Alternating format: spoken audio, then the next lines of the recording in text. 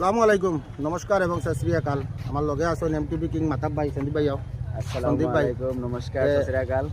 আজকে তারা আইসলা অ্যাকচুয়ালি আমার লগে দেখা করা, কিন্তু কর্ম আমার পিছিয়ে আমি কোন জায়গায় তো বাত আপনারা দেখতে পারেন অ্যাম্বুলেন্স। আমি শিলচর মর্গর সামনে যে ময়না তদন্ত পোস্টমর্টম রুমের সামনে দাঁড়াইয়া আজকে এই ভিডিওটা বানাইয়ার ভিডিও বানাইবার মুখ্য উদ্দেশ্য হইল গিয়া মাতাব ভাইয়া তাই চোখে দিয়েছেন বা আমি লাইভও করছি।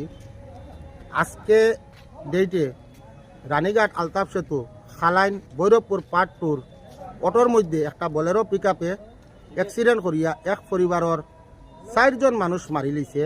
মা, মেয়ে, বাবা, মেয়ের জামাই, ছোট ছোট 3টা শিশু বাড়ির। এবং যে অটোর ড্রাইভার আছেন তাই জীবন মরণের লগে পাঞ্জা লরিতরা আইসি রুমও জানি ভাই। কিন্তু এখানের মধ্যে ভিডিও বানাইবার উদ্দেশ্যটা হইল গিয়া আমি ভিডিওগুলো আমি সারিতাম পারতাম না। এই বলেরো পিক আপ যেন ইট বুঝাই আসলো, এই বলেরো পিক আপে খুব দ্রুত গতিতে